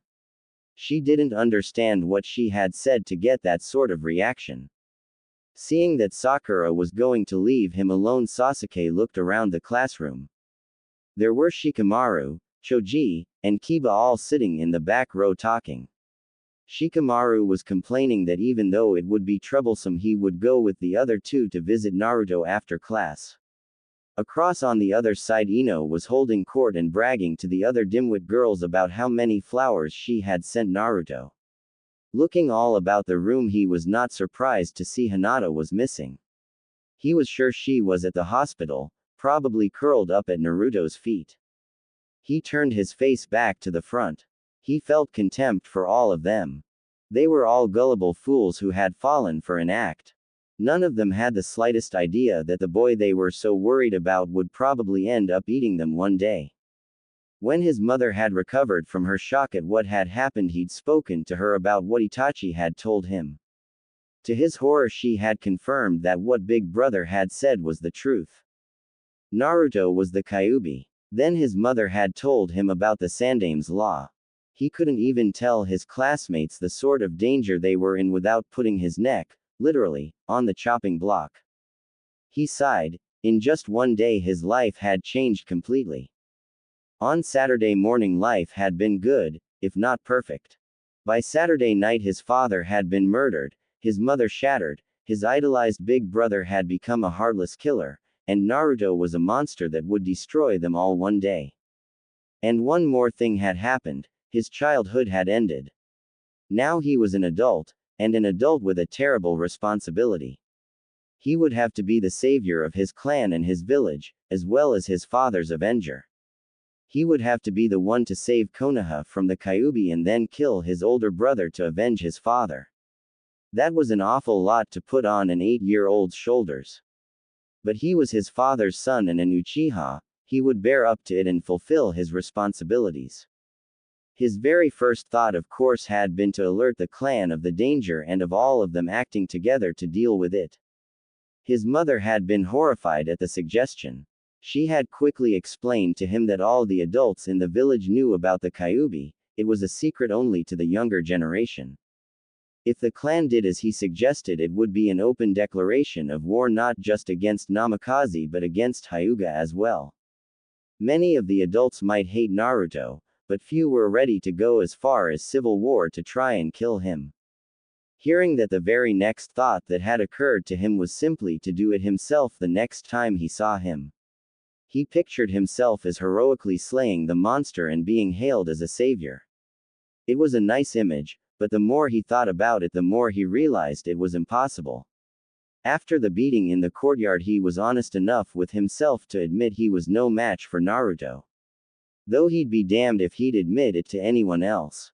He tried to look at the problem like an adult rather than as a frustrated kid. Iruka, Mizuki, Kushina, the Hyuga, the Sandame, and the Anbu. The list of people Naruto had to defend him was depressingly long. Even more depressing was Kushina's near-mythical reputation for dealing with people who threatened her boy. For the life of him, he didn't understand why all these people would protect the Kyuubi, but they did. Thinking about the problem and the obstacles in his path led him to a very adult decision. I can't do anything while he's in Konoha. He is just too well protected here. It'll have to be somewhere outside of Konoha, and that means it'll have to be after I become a shinobi. He sighed again. The thought of having to wait so long and having to live and work beside the Kyuubi frightened him. But he saw no other way. Everything I do for the next few years has to be aimed towards that day. I have to gain power and activate my Sharingan. I should probably try and get some allies on my side too, that would make it easier. When he thought about allies, he had a disturbing realization. Nearly everyone he knew was on Naruto's side. That had never worried him before, he had his clan after all. But he would also need people who would watch his back and do as he told them. Defeating Naruto and saving the village would be incredibly hard, he was going to need help. He carefully looked at the girl sitting next to him. She was still looking down at the desk. He let out yet another small sigh. He was not eager to do what he had in mind. But if it would help him save the village one day, he was ready to make any sacrifice. He forced a small grin onto his face. Sakura-chan, he said gently. Her head snapped up immediately. Did he just call me Chan? Yes, Sasuke-kun. He looked directly into her eyes and tried to convey a warmth he didn't feel. I'm very sorry if I was rude to you. I guess what happened Saturday has me feeling kind of bad. Seeing the look in his eyes and hearing the concern in his voice, she immediately began to blush. Oh Kami, he's finally being nice to me. I knew I'd win him over eventually. It's all right, Sasuke-kun, I understand. Say, Sakura-chan, would you like to have lunch with me today? She began to giggle and Sasuke was immediately reminded of nails on a chalkboard. But the smile stayed in place. Sasuke-kun, I would love to have lunch with you. It's for the village and the greater good. Great. XXXXXXXXXX. Naruto heard familiar voices as he slowly felt himself coming awake. Shish. I think his eyes are opening. Naruto-kun, honey, are you awake? A relieved and very comforting voice spoke to him. Yeah, mom. He slowly opened his eyes. The lights were much too bright. He felt really sore, but at least he wasn't in pain anymore. Oh honey, I'm so glad. She leaned down and kissed both his cheeks. You've been asleep for 2 days. I've been so worried about you. Well, I haven't. I knew you were much too stubborn to be anything but all right. A chipper voice said. Naruto had to focus his eyes a bit. Is that you, Kakashi-nisan? Yo, he answered. I've just been keeping your mom company. Naruto-kun. Hinata leaned all the way over the edge of his hospital bed and fell onto the mattress beside him. She was desperate to put her arms around him and didn't care. She put her arms around his neck and pressed her face against his cheek. Oh Naruto-kun, I am so glad you're all right. I was so worried about you. She was hugging him with all her might and his body was sore. Ow. She immediately let go and bolted upright. I'm sorry, Naruto-kun. Oh, I didn't mean to hurt you. She was trying to scramble away when he got a hold of her hand with his right. It's okay. Hinata-chan. It's okay. Just be a little gentle, that's all. With his hand he began tugging her back towards him. She let him pull her back towards him. Are you sure, Naruto-kun? She asked nervously. I'm sure, Hinata-chan. I like it when you hug me, just be gentle. With his encouragement she carefully put her arms around his neck again and her face rested next to his.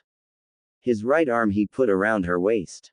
He tried to put his other arm around her but it refused to lift, it felt like it was weighted down. Is this all right, Naruto-kun? She asked shyly. It felt just a little weird to be lying on top of him like this. But after the last 2 days she wanted contact with him. She wanted him to be in her arms. He smiled at her fondly. Yeah, Hinata-chan, that feels fine. She closed her eyes and sighed contentedly. Kushina and Kakashi were both looking at the 2 8-year-olds and smiling. They really were just too cute. How are you feeling, son? I feel sore, mom, but I'm not in pain. My left arm though, it feels heavy. He finally managed to lift his arm. His forearm was in a cast.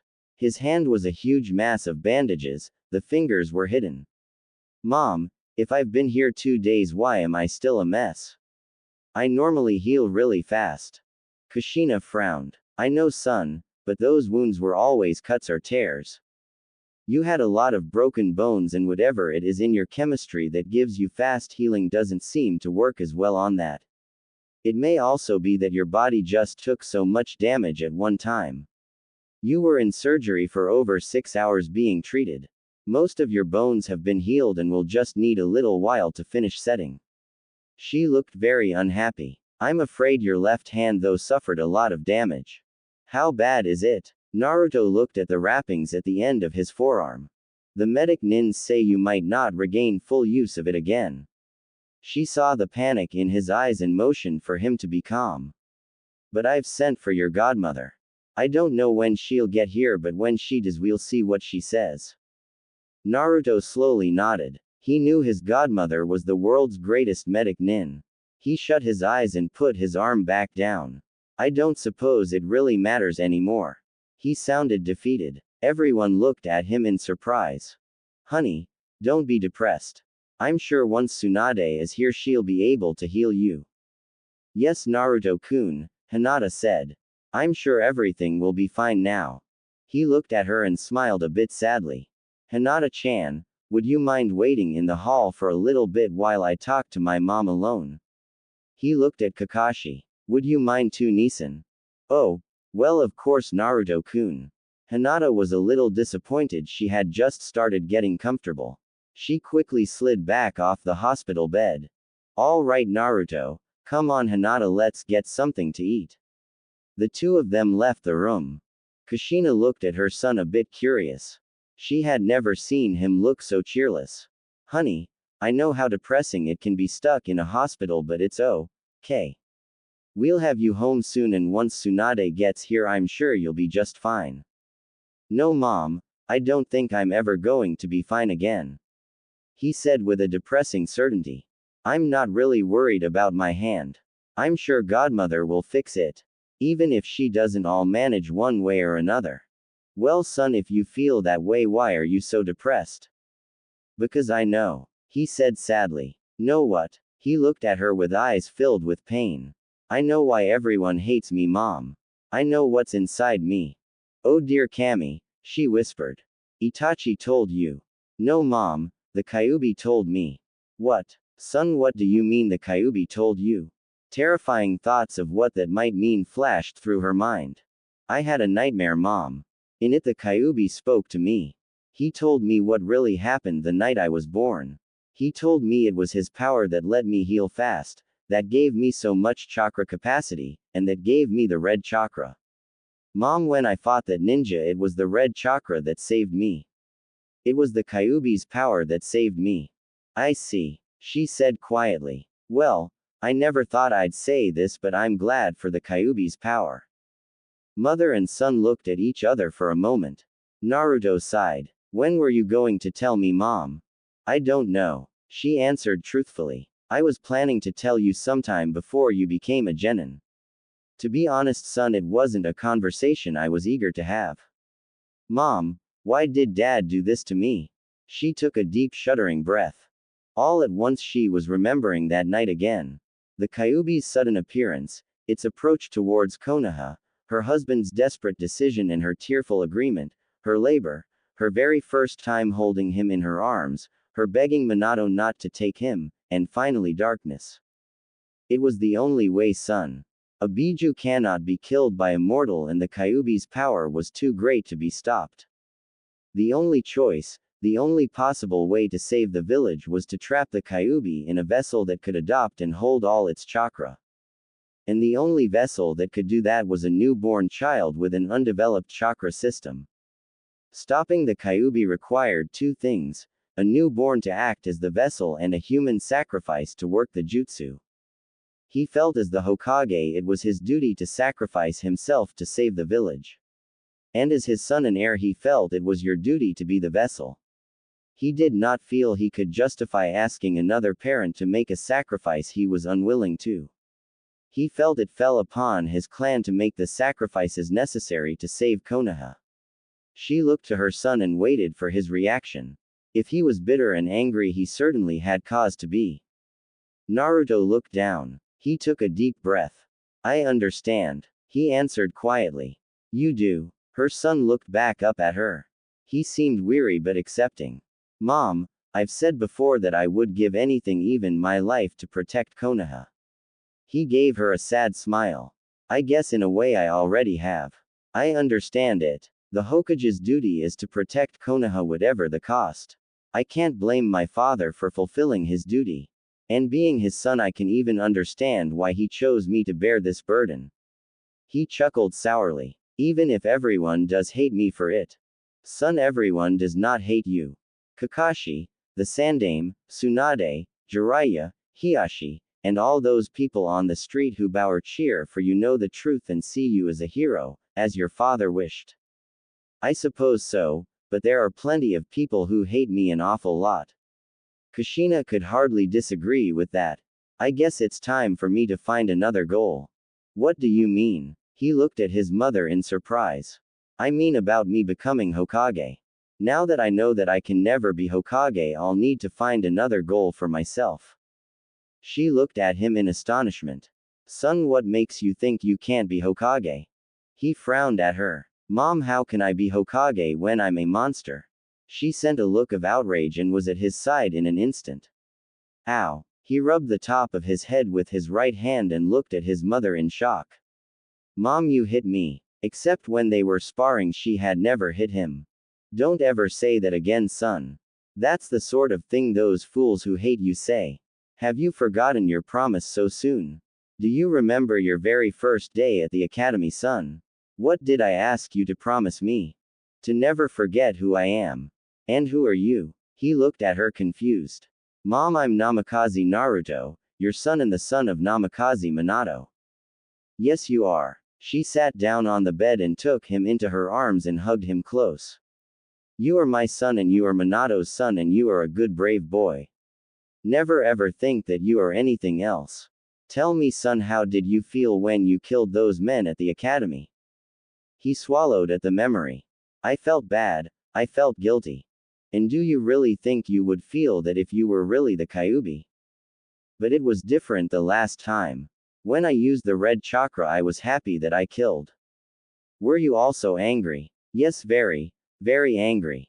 And were you scared? He simply nodded. Naruto-kun, it is perfectly normal and perfectly human to be happy at killing someone who was trying to kill you. That doesn't make you a demon. But Mom, the seal on my belly, my healing, the red chakra, are all a part of you, son.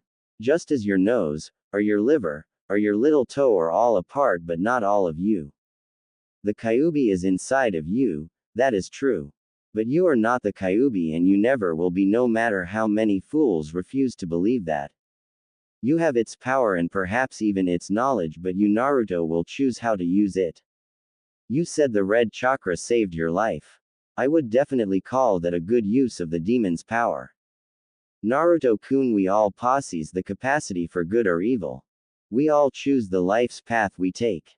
You are human and you have that same choice. What is special about you, my son, is the capacity you possess. You have great power within you, but that power can be used for either good or evil. The choice is yours. She looked into his eyes and spoke carefully. Use the Kyuubi's power, son. He looked at her in shock. That power belongs to you as much as the strength of your muscles does. Take the power within you and use it to guard and protect this village. As its Hokage. He put his one good arm around her and tried to hug her tight. Thanks, Mom, he said in a voice that ached with relief. Saturday was bright and clear.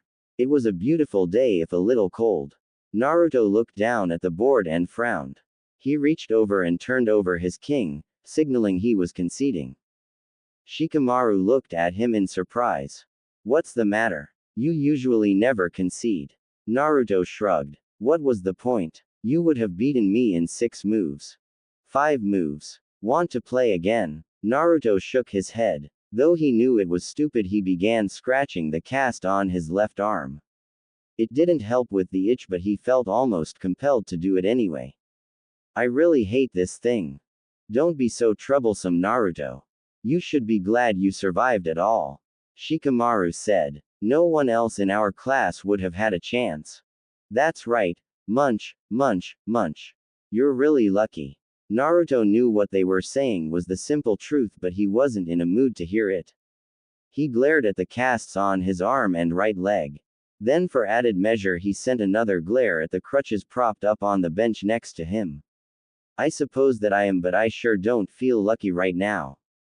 Hinata was standing behind him. She leaned against his back and put her arms around him. Since the hospital, when he told her he liked her hugs, she'd taken every opportunity to put her arms around him. She had noticed that whenever she did that, his mood would improve and he would seem to relax a little. Naruto-kun, I know why you're unhappy. You keep looking at the obstacle course and the trail.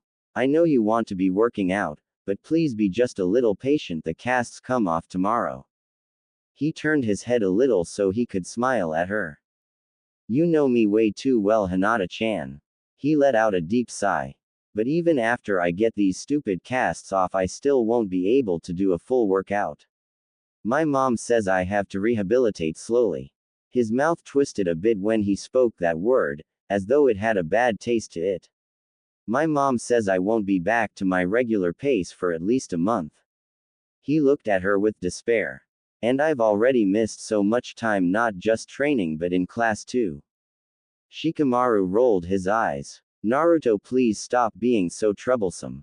You only missed 1 week of class time and I'm sure we didn't cover anything important. He shrugged. Well, I don't think we did. I was asleep through most of it. Actually, I brought Naruto-kun my notes on everything we covered in class, so he hasn't really missed anything. Hinata said. You've been studying this whole time when you should have been doing nothing. Shikamaru actually sounded disappointed. Naruto, I really am going to have to give you some lessons on how to slack off. Naruto grinned a bit, feeling his spirits rise just a little. No thanks, Shika. You do enough of that for both us. He looked about the rose garden. Even if he couldn't do anything, he liked being outside. His friends had all come over in the late morning to keep him company for a while. His mom had made them all cookies and snacks.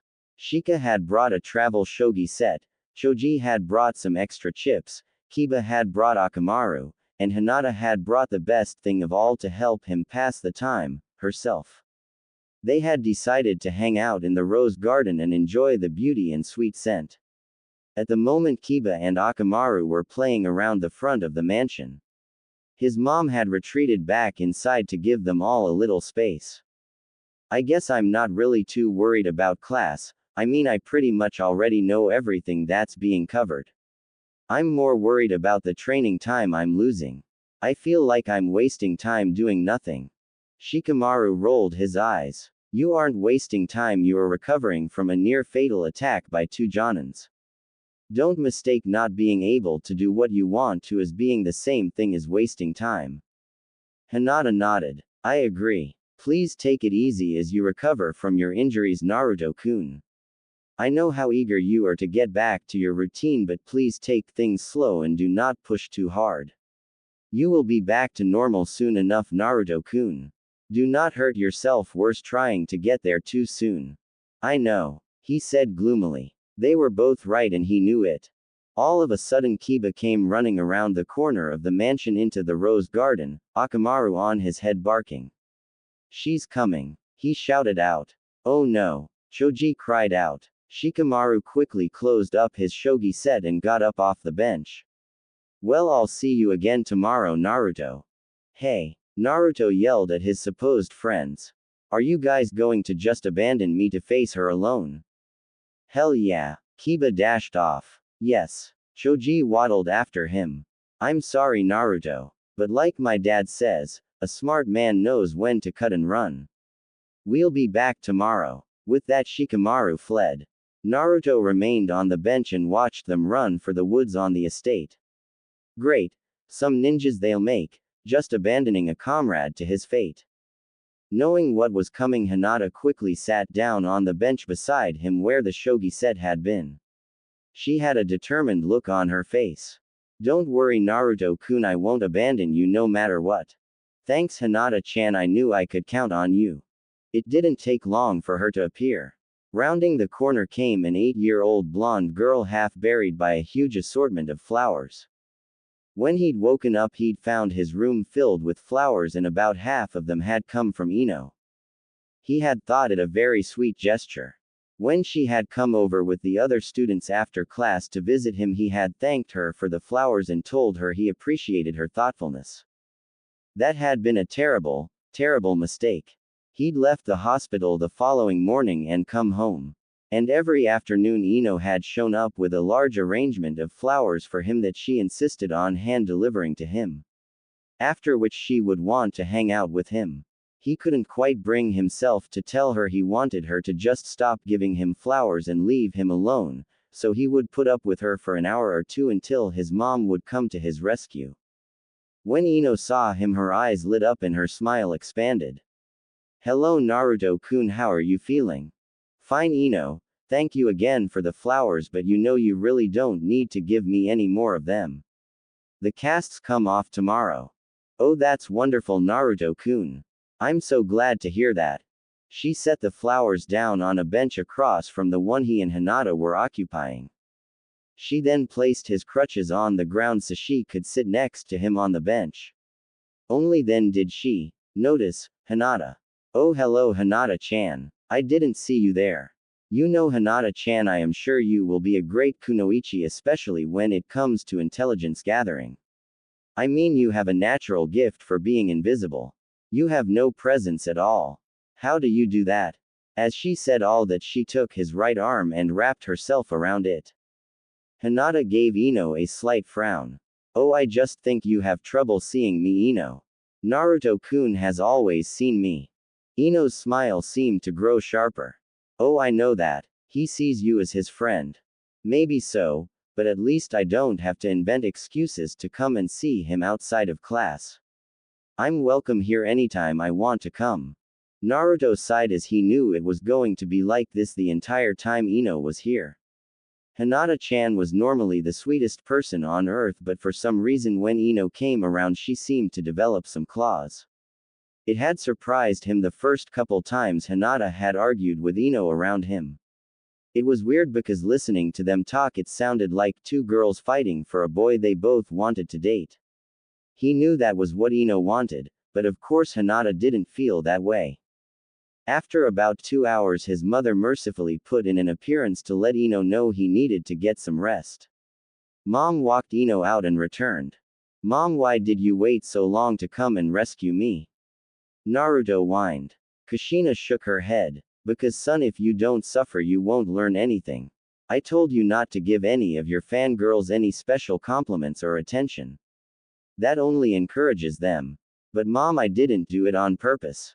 I was just thanking her. I was just trying to be nice." "Yes, and this is the result." She let out a sigh. "I've informed her not to bring any more flowers, so you should be safe now. And I've gotten some good news. Your godmother should be arriving sometime today. XXXXXXXXXXX. Naruto. That was all the warning he got before he was swept up and pressed face forward into Tsunade's bosom. Had he been several years older he might have enjoyed the experience. As it was he was fighting for breath as his godmother threatened to smother him. "Oh Naruto-kun. As soon as I got your mother's message I got back here as fast as I possibly could." She pulled his face up so she could start giving him kisses. "Naruto-kun, I am so glad you are all right. Lady Tsunade and I were both grief-stricken at the thought we might lose you." Shizune began giving him some kisses of her own. "Thanks godmother. Thanks Aunt Shizune, but really I'm fine. Well, except for my hand." Tsunade put him back down and took a look at the swatch of bandages that enveloped his left hand. She had the most serious look on her face that Naruto had ever seen there. "All right Naruto, I am going to do a full check-up on you, not just your hand."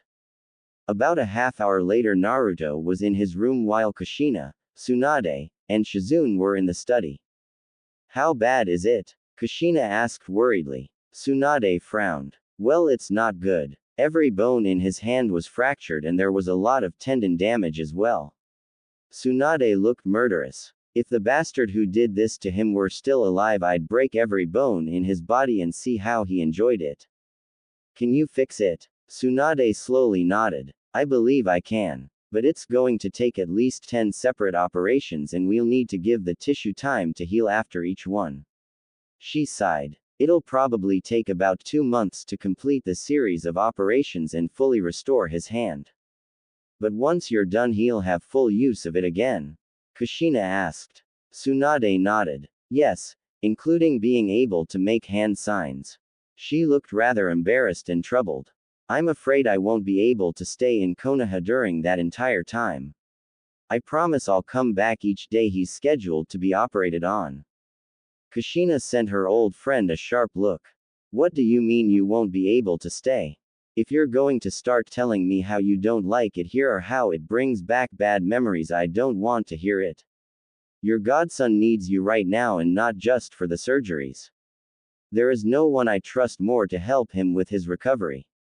I want you here in Konoha the full time. You can stay right here in the mansion. It's not that there are certain difficulties involved with me staying in one place for an extended amount of time. Kushina lifted an eyebrow and crossed her arms over her chest. What difficulties exactly? It's complicated, Tsunade said. Then explain slowly and use small words. Kushina said without humor. Shizune stepped in. The lady Tsunade is deep in debt and wishes to avoid her creditors. Shizune. Well, you are Lady Tsunade. Kushina sighed. How much? Don't you dare answer that. Tsunade barked. A little over 7 million ryu total. Shizune replied easily.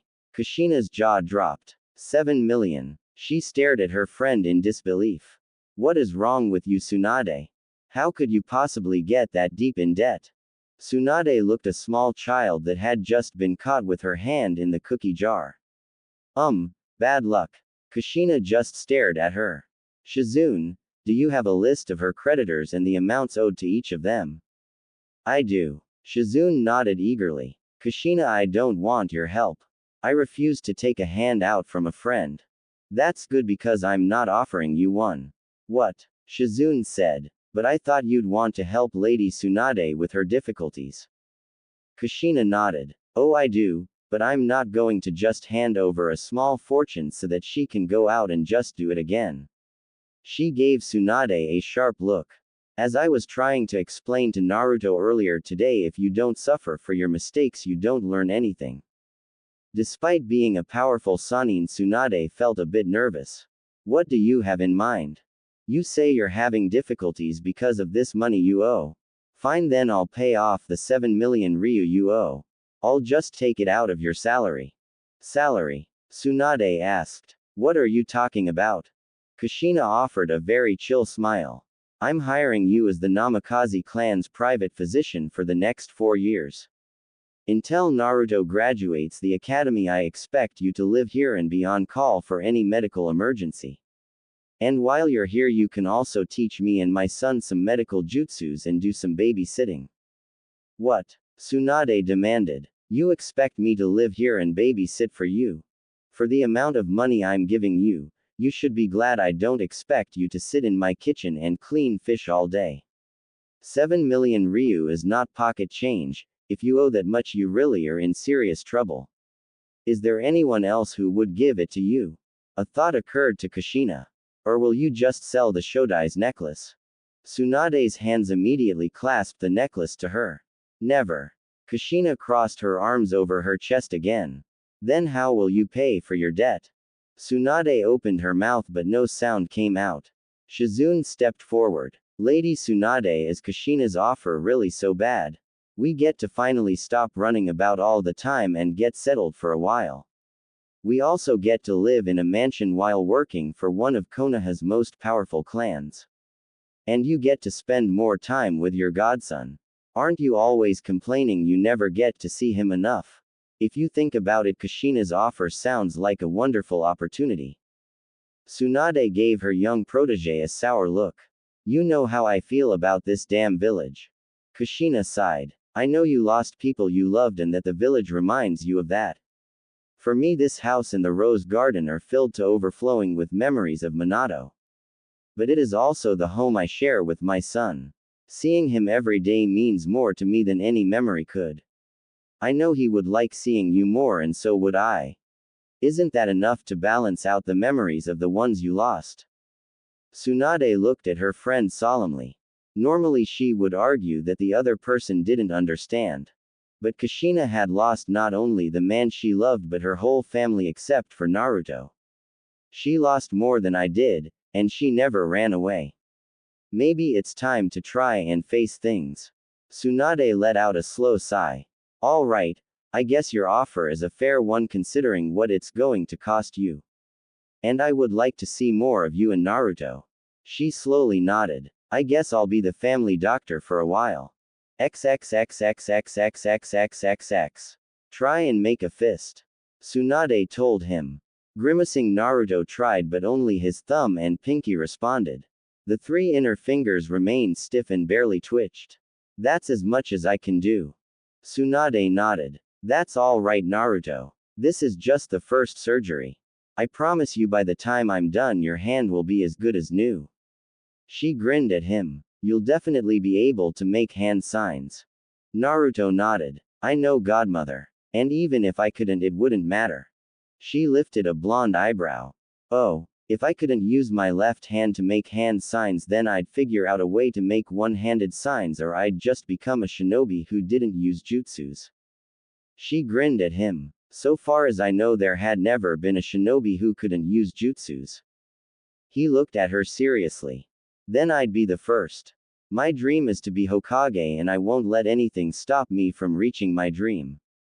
She looked at her godson sadly.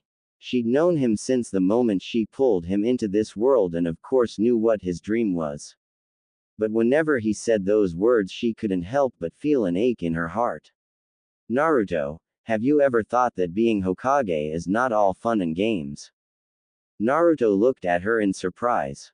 Godmother, I've never thought that being Hokage was going to be fun or easy. My mother told me all about what it was like, and I've talked to the Sandaime about it sometimes too. I know it is very hard and demands huge sacrifices, including your life sometimes. Then why? She hadn't meant for him to hear that ache in her voice. Why do you want something that won't bring you joy and may require your life? Because I love this village and the people in it. The way he said it, he seemed to think it was the most obvious thing in the world. I want to protect them and do everything in my power to keep them safe. Even the ones who hate you? She asked quietly. He nodded. Even them. I hope that someday I can win them over and have them finally see me for who I am. But even if I can't, even if some people will always hate me, I still want to protect them. Because they are still part of this village and it is the Hokage's duty to protect the village. He is just like his father. It was so obvious to her. She had known Minato since he'd become Jiraiya's student. He'd had the exact same earnestness and passion that she saw in Naruto. There was a knock on the operating room door. Lady Tsunade, the Hokage is here to see you. Shizune spoke excitedly. She, the Hokage, and Kushina entered the operating room. How did it go? Kushina asked as she went to her son's side. It went about as well as I expected. Tsunade answered. Can I use my hand to spar with? Naruto asked. No. Tsunade and Kushina said in a chorus. Tsunade expanded on the answer. Not only are you not allowed to spar for the next 2 months, no using that hand for any training period. No push-ups, no pull-ups, no monkey bars, nothing that will put any stress on the bones and tendons. Understand? But can't I at least? No. Both women again answered in unison. Naruto sat back and admitted defeat. It is very good to see you again, Tsunade. Sarutobi said. I am also pleased to hear that this time you'll be staying in the village. Tsunade frowned. She knew her sensei well enough to guess where he was going. It's not permanent. I still don't care much for Konoha. But I will be here at least until my godson graduates the academy. I have to work off a debt. I see. Well, in that case, is there any chance you might be willing to teach some of our young medic nins? They would certainly benefit from your instruction. That was very well said. She certainly couldn't deny the truth of that, and she had been the one who had originally pushed for the creation of a corps of medic nins in the first place. Helping the next generation of medic nins save lives was actually something that appealed to her. She considered it. Well, old man, I don't know. First off, I already have a job, so you'd have to ask my employer here if it would be alright. Kushina grinned. I have no objection if you want to teach on your off hours. Just so long as you're still available for babysitting duties. If I do agree to teach some people, I decide the curriculum and who I teach. I would have to have final say in all matters concerning my instruction, old man. Sarutobi nodded. Of course. Will you do so then? She frowned. She'd expected him to set up at least a few conditions. Part of her wanted to say no just on general principle. But then she thought of all the young ninjas out there whose lives might be saved if she did this. That settled the question. All right. Excellent. He smiled at her. I'll leave you to make arrangements with the hospital staff and inform them to give you whatever you ask for. I have work to do now, but I really am very happy to know you'll be staying with us for a while. With that, he left the operating room. Shizune noticed the look on Tsunade's face. Lady Tsunade, aren't you pleased with the chance to teach others what you know? Of course, Shizune. If I weren't, I'd have turned the old man down. Then why do you look unhappy? Shizune asked. She sighed. Because I know that old man, and I am sure he is up to something.